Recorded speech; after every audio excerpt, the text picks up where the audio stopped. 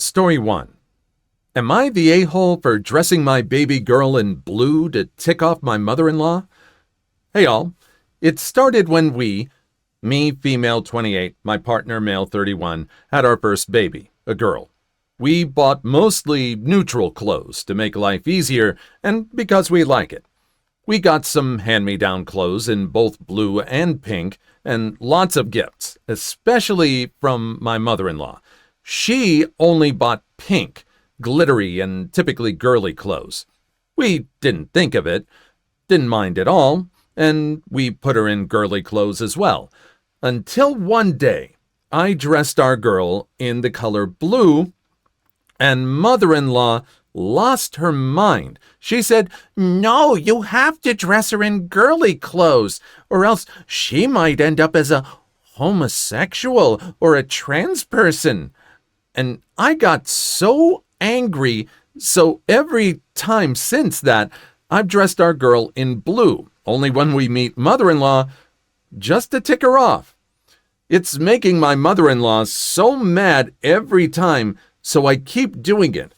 Last time we met up, she yelled at us to put her in girly clothes, and the usual, "I'm scared she'll end up as a trans person."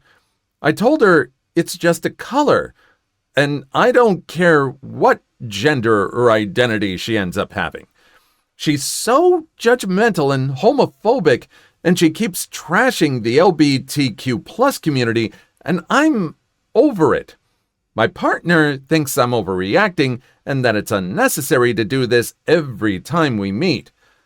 He thinks I'm meant to annoy her. Obviously, I'll stop doing this because our daughter will eventually decide what clothes to wear herself. But for the moment, my day gets a little better knowing I'm ticking mother-in-law off a little bit. Only because I know how awful she can be to people. It's my little revenge, if you will. So, am I the a-hole? It brings up the question, does a-hole behavior become justified to tick off someone who's being an a-hole? Not quite. You're just dressing up your girl. And you are not forcing someone who can make their own decisions to choose their clothes because you said eventually they're going to choose what they're going to want to. In my backlash, she might decide that since she's dressed in blue for this specific time, she's going to want to dress in pink more often. Does mother-in-law react when you dress her up in any more colors? Have you ever tried green or purple? Story 2.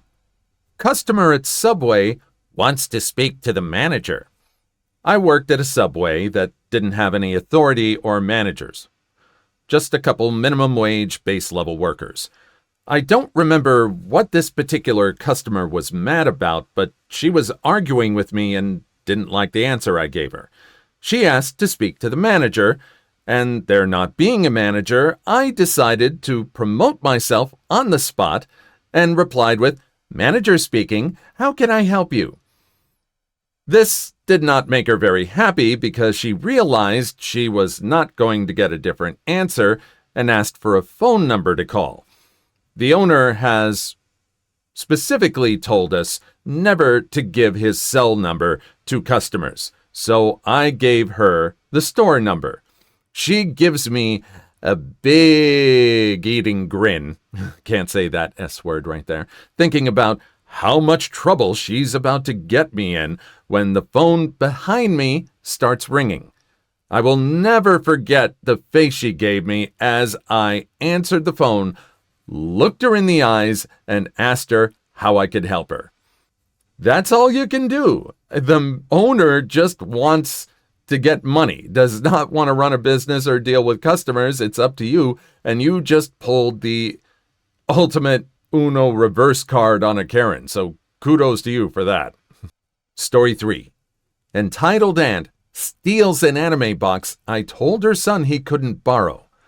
No real damage done, but it was still annoying. A cousin of mine recently got into Studio Ghibli, and before all of you in the comments come after me, I looked it up. Yes, the original word is Italian and pronounced Ghibli, but Miyazaki borrowed the word for his studio and used the Japanese pronunciation, which is Ghibli. So, that's the end of that. He wanted to borrow Spirited Away, and I was okay with that. His folks go to a church in my area, so they agreed to swing by and grab the disc after service. They come in, and I go to get the disc. My cousin starts asking me about some other Ghibli films and anime mixed into my DVD collection. Then he points to Soul Eater. It's a great show, but he just turned 13, and it wasn't exactly age appropriate. Plus, I didn't think his parents, mainly his mother, would approve. They're very religious, and the show revolves around soul harvesting, the Grim Reaper, witches, and some fan service. I'm still not sure why Ghibli was okay with them, because of the spirits, witches, and demons, but I was pretty sure a show called Soul Eater would tip that Jenga tower. So when he asked me if he could borrow it, I said no. That no seemed to catch my aunt's attention, and she was by my cousin's side in a flash. She asked why he can't borrow it, and I told her it may not be age appropriate. Then she says something along the lines of, "It's a cartoon. It's meant for children. You're a grown woman. You shouldn't have this anyway." I was a little irritated, but stood firm. Instead, I let the kid borrow My Neighbor Totoro as well as Spirited Away, and they went home.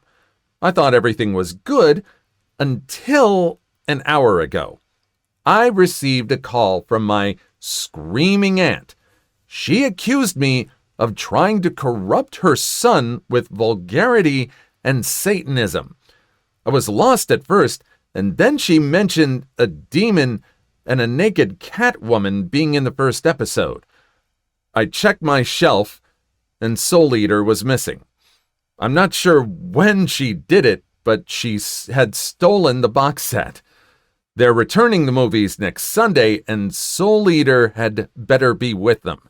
I'm hoping she doesn't confiscate it like she does with other ungodly stuff. That set was around $50 after shipping and handling. It was like the first anime box set I ever bought, and I will go to war for it. Oh, I have a feeling that war is going to happen. I'm pretty certain she's going to try and confiscate it.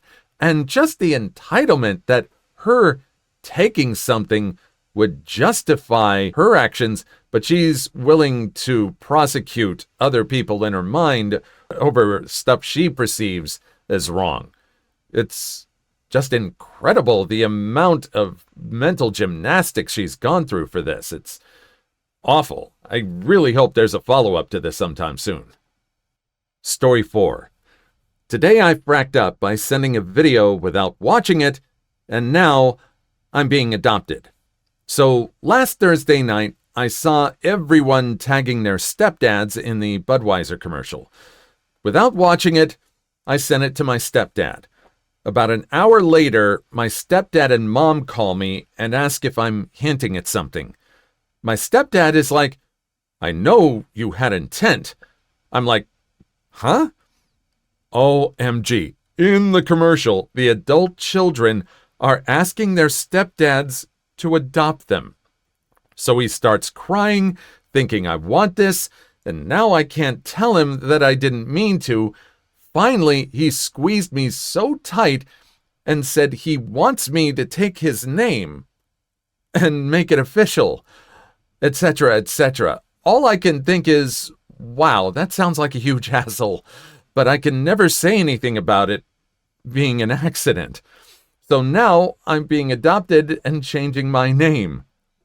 Well, it's great that you wanted to make your stepdad feel good and connect with him on social media, but you should have looked at the video. You should have watched it and judged it. I really think this is on you. Hopefully it's a last name that you like and can be happy with. Story 5.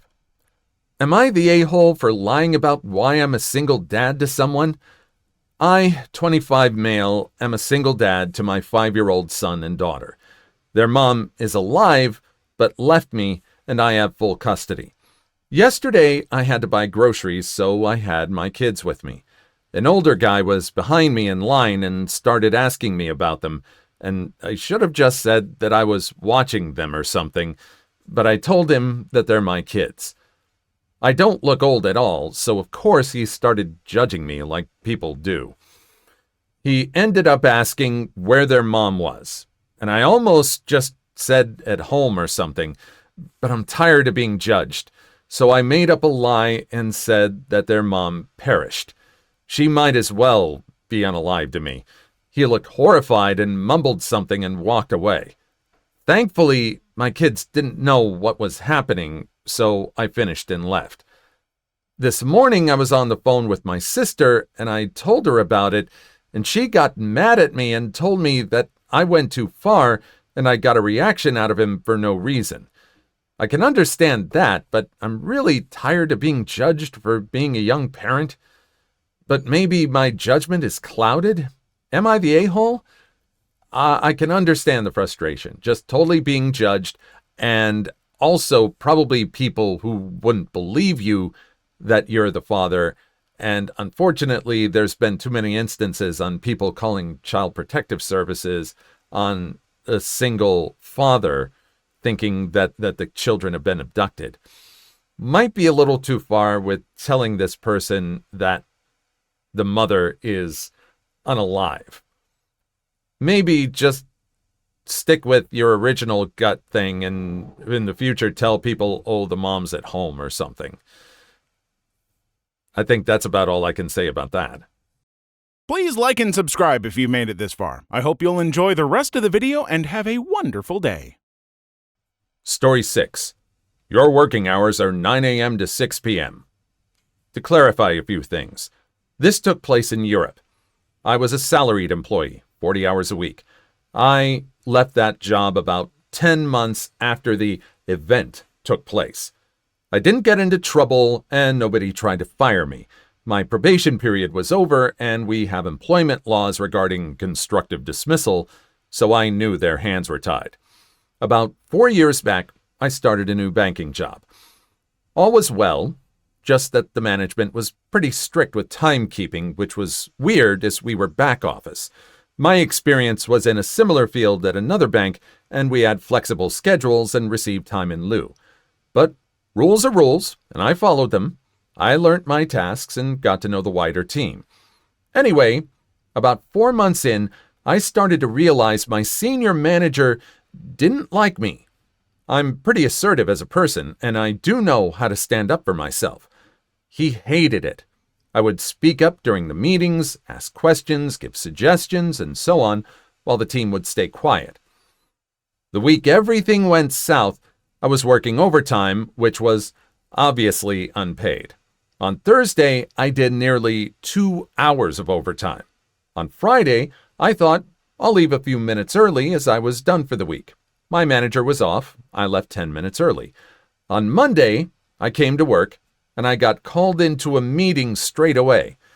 There were 3 of us in the room: myself, my manager, and my senior manager. Our conversation went as follows.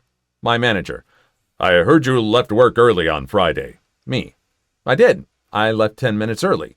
My manager: Did you ask for permission to leave early? Me: It was 10 minutes. You know I did about 4 hours of overtime last week. Why are we having this conversation? Senior manager: Because you left early without asking for permission. As a senior, you should be setting an example for the rest of the team. Me: Is this a joke? Senior manager: Your working hours are 9 a.m. to 6 p.m., not 9 a.m. to 5:50 p.m. You shouldn't leave early without asking for your manager or my permission first. Is that clear? Me: Got it. It's perfectly clear. I listened and started coming into the office at 9 a.m. and leaving at 6 p.m. on the dot. At first, they didn't realize what was happening, but the week after the meeting was the last week of the month, and let's say the last week of the month was intense, especially the final day. The reports had to be completed, signed off, and submitted before the month's end. We covered multiple jurisdictions and would deal with Southeast Asia in the morning and the Americas in the evening. Our team was expected to work overtime due to this. Here comes Friday, the last day of the month. Showtime! I'm at my desk at 9 a.m. sharp. Most of the team have already been at the office for at least an hour. I, of course, had a cup of coffee from the cafeteria because I was a bit early. My manager looks at me and raises his eyebrow, but he doesn't say anything. Work, work, work. Break time. We had 2 20-minute paid breaks and 1 hour paid lunch. I'm the only person to go on my break. Lunchtime. Everyone was eating at their desks while I went to meet my friends for lunch. On the second break, I once again leave my workplace and go for a short stroll around. Back to work. About 5:45 p.m., I get a call from one of these senior managers in the U.S. She needs the report amended. There were 4 of us on the call. I'm doing the amendments as we speak and closely monitoring the time. I see it's 2 minutes to 6 p.m., 1 minute, 6 p.m. Senior Manager 2, rambling about the report. Me, apologies, but I have to stop you right there. Senior Manager 2, yes? Me, it's 6 p.m. here. My day is over. Senior Manager 2, huh? Me, as per my management, my working hours are 9 a.m. to 6 p.m., so I must leave now. Have a great weekend, and we'll catch up on Monday. I logged off, got my coat, wished everyone a great weekend, and left. It was 6:04 p.m. Both my manager and my senior manager were dumbfounded by what had happened. Looking pale and stare at me in disbelief, it was a glorious sight. I wanted to apologize to my senior manager that I wasn't able to leave at 6 p.m. on the dot, but I thought that would have been way too passive-aggressive. So I just left. I relaxed the rule a bit after a few months, yet I never did more than 30 minutes of overtime. Ironically, one of my stakeholders understood that I will not be available for 10+ hours. They started collaborating earlier in the month. I would have most of my reports done and submitted by the last day of the month. Great! Everyone is made aware that you have your hours as set by management, and other people are willing to adjust. You've shown other people that those are your hours, and they're willing to work with you to get the reports done. It's not a thing where you have to work and bow to other people for this. Everyone can adjust and work within everybody's allotted time. It's amazing what happens when you set boundaries, right? Story 7. Religious nutjob entitled parents don't approve of me dating their son. I was attending an anime convention around 2 years ago, and it was the first time I had gathered the courage to cosplay. Doki Doki Literature Club had been out for maybe a month or 2 and was super popular. So me and my friends decided to go as the main girls, with me, of course, dressing as Monica. The whole thing was amazing. Conventions themselves are always fun, but when you're cosplaying, it's a whole new thing. During this time, it wasn't uncommon to have people come up and give all 4 of us compliments or ask to take pictures with us. It's also important to note that for whatever reason that there's protesters at these conventions. They're your usual overbearing religious nutjob fun police types. But I have no idea what they actually protest. Anyways, one day we're walking around when this guy who looks to be about our age comes up to me and my friends as we're going out for food and has this conversation with us about our costumes, getting into the game, giving us compliments, etc. He then asked to take some pictures with us, asking for some specific photos. One is where we're all trying to pull at him, and then he wants to take one-on-one photos with each of us, with me looking in the background looking angry and spooky, if it makes sense if you've seen or played the game. The final picture is of me holding onto his arm with a big smile while he looks terrified. After the photo, we're exchanging Instagram info, and I casually ask if he's there with anyone, and he got super uncomfortable and said that he was there with his family. As the day goes on, we're messaging each other over Instagram, and things start to get pretty flirty. Eventually, he asks me to go out to dinner at a restaurant near the hotel we're staying at. The date itself was pretty good. He was funny, and we watched a lot of the same shows, and could banter back and forth on differences of opinion. A few weeks go by, and we're dating at this point. We're over at his place, and things are getting pretty hot and heavy on the sofa. Luckily, nothing too raunchy was going on because his parents walked in with groceries out of nowhere. Apparently, he hadn't told them about me because they were all like, "Oh, who are you?" Although they didn't seem too upset on what they had walked in on, I'm beyond mortified. But the parents sit down across from us after putting the groceries down and start asking questions. What's my name? How did we meet? Etc. Both of them seem very excited to meet me at first.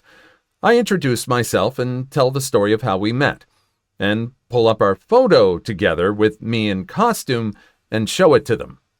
They get these grim looks on their faces, like they just found out that I unalived someone, and give their son the unaliving stare. I wish I could use that word for this. It sounds so much better with that.